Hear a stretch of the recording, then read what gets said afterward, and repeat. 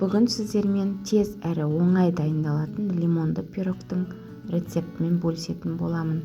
Егер сіздерге менің каналым ұнаған болса, лайк басып, комментарий қалдырып, каналға тіркелуді ұмытпаңыздар.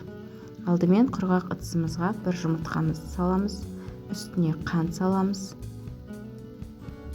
Венчиктің көмегімен қантымыз ерігенше дейін араластырамыз.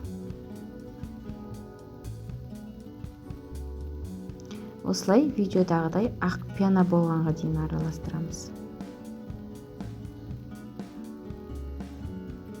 Енді үстіне сұйық майымызды құямыз. Сүтімізді құямыз.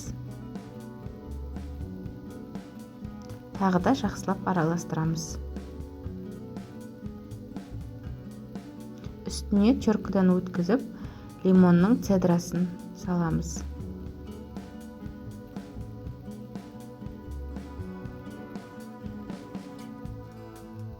Енді жарты лимонның соғын сығып құямыз. Тағы да жақсылап араластырамыз.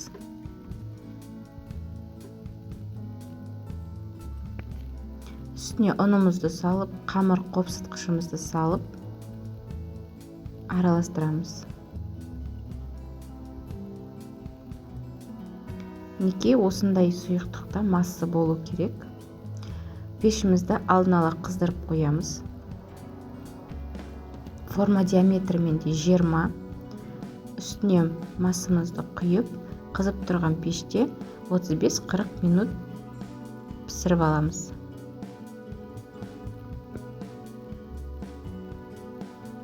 Неке пирогымыз дайын болды.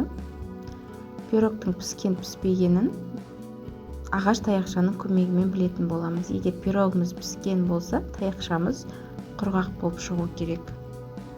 Үстіне қант ұнтағын сеуіп, дастарханға ұсынсаңыздар болады. Өте дәмді әрі оңай тез жасалатын пирог дайын болды. Егер сіздерге менің каналым ұнаған болса, каналыма тіркеліп, лайк басып, комментарий қалдыруды ұмытпаңыздар.